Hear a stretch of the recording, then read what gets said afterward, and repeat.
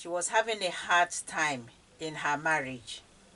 Her sister-in-law, that's her husband's sister, was making her life hell. So she was not enjoying her marital home. She was not enjoying her marriage, and she could not understand why. Because the sister was instrumental in bringing her brother and the woman together. So she's set them up and they got married. So she could not understand why after the marriage things suddenly turned sour. She just didn't know why. She asked her sister-in-law so many times, saying, why are you doing this to me? Why are you making my life miserable? Why are you making my marital home hell? We used to be very close. We used to be friends. You introduced me to your brother and we got married. What's gone wrong? But the girl did not tell her. So it got to a point when she could not bear it anymore. The husband refused to get involved because he didn't want to take sides. Should he take sides with his wife or with his sister? So she was on her own. So she went to this elderly man that she knew her sister-in-law respected a lot, and went to report and said, okay, this is what's going on and she doesn't understand why. So can he please intervene? So he called the other lady and the wife, and they both sat down, and he said, okay, exactly what's going on. You used to be so close and now you're making her life miserable. This is the opportunity for you to talk and say what's upset you. So the girl started talking, and a name was mentioned frequently. I'll just say Agatha. Well, Agatha said you did this, Agatha said you said this. And the wife will also talk and say, Agatha said you said this, Agatha said you said that. And then the man said, who is this Agatha that you're both mentioning? She was the housemaid. The housemaid. She would go to the lady and say, this is what your sister-in-law said about you. This is what your sister-in-law is planning to do. And she would go to this the wife and say, this is what your sister-in-law is planning. This is what she's doing. She made sure she juggled both heads together. And because they were not wise, they did not call each other to sort the matter out. So they drifted apart, and that was what caused all the fracas in the family. So when they both realized that Agatha was the cause of what was going on, they kissed and hugged and made up. And when the woman went back home, she sent the house girl packing out of her house, that she was the one who was causing all this trouble in her home without knowing. So they apologized to each other, and they promised that they would never let anything or anyone come between them again. If there's anything, they would speak about it. And that's how we should be as Christians. The Bible tells us in 2 Corinthians 13:1 that out of the mouth of 2 or 3 witnesses, the truth is established. And it's also in Deuteronomy 19:15 that you cannot take the word of one person to judge someone. It has to be out of the mouth of 2 or 3 witnesses for the truth to be established. The Bible says you must not convict anyone of a crime on the testimony of only one witness, which is why we see in the Bible when Ahab, Jezebel, his wife, got these vagabonds to lie on Naboth because of the vineyard. She had to get a lot of witnesses to say, yes, he did this, yes, he did that. And then he was stoned to death out of the mouth of 2 or 3 witnesses. You can't just hear one side of a story. There's 2 sides to a coin. There's 2 sides to every story.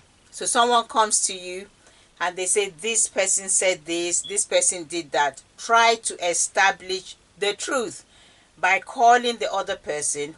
Call the person who told you. Let them both sit down and find out the truth.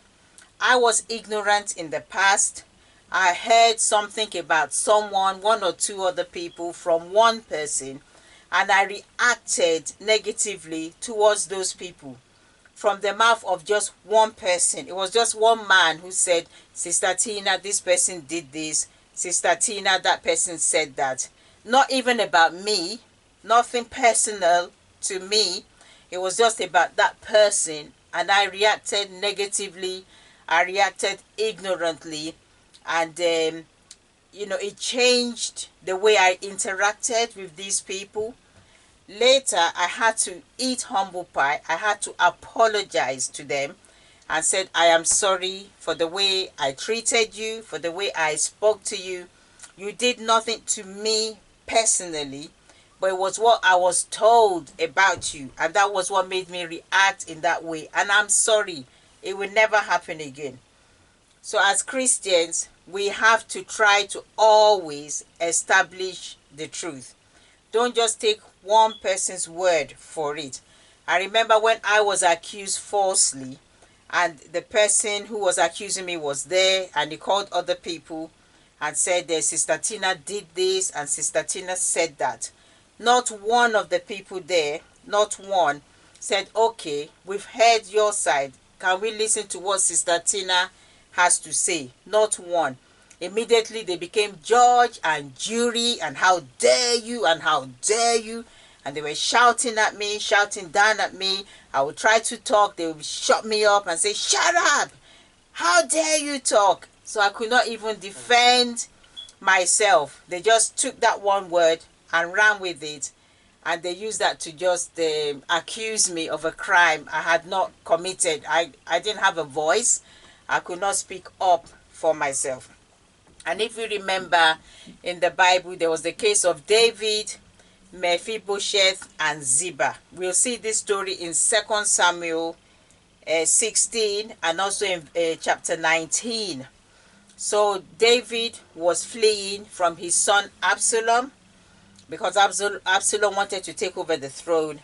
And we remember David had shown Mephibosheth mercy. He had shown him generosity because he was Jonathan's son. And David had made a covenant with Jonathan, Saul's son. So Mephibosheth was eating at the table with with David. But when David had to flee from his son Absalom, Mephibosheth wanted to go with David. We remember Mephibosheth is lame in both feet. So Ziba, who is Mephibosheth's servant, went to tell David that Mephibosheth said he's not going with David. Yeah, now the throne is coming back to his family. Because you remember, Mephibosheth is Saul's grandson, Jonathan's son. That Mephibosheth said, the throne is coming back to my family. I'm not going with David.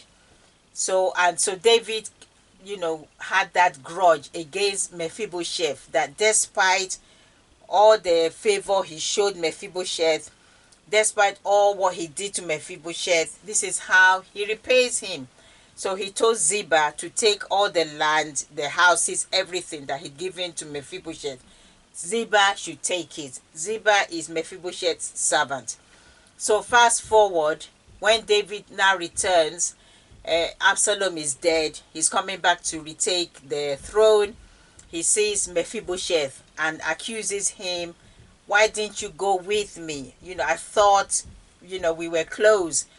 See what I did to you. You're lame, but I gave you a place at my table. And then Mephibosheth told David, Ziba deceived me. He lied. I asked him to help me to get on the donkey, the horse, because Mephibosheth is lame. He won't be able to climb onto the horse. And Ziba did not. He just left him there and then went to David to say, this is what Mephibosheth said. So when David listened to Mephibosheth, he said, okay, you and Ziba should share the land and the houses and everything, because I've given everything to Ziba. And Mephibosheth said, let him take it all. I don't want a portion of it. He can keep it. I just want to be loyal to you.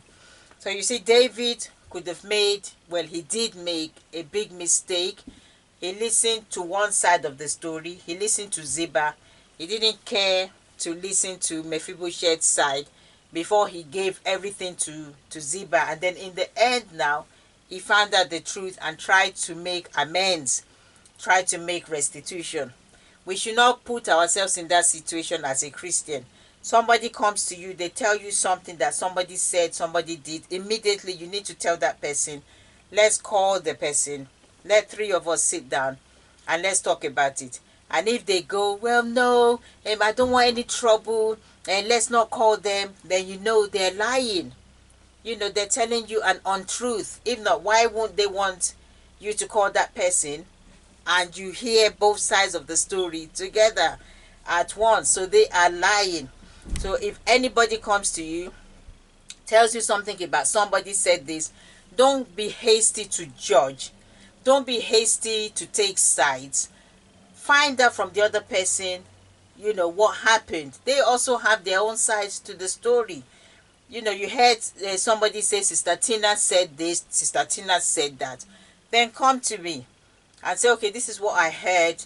Can I hear your side? Let me give my own piece as well. Don't just immediately draw conclusions and judge me without hearing anything. You will sin against God and you will sin against man.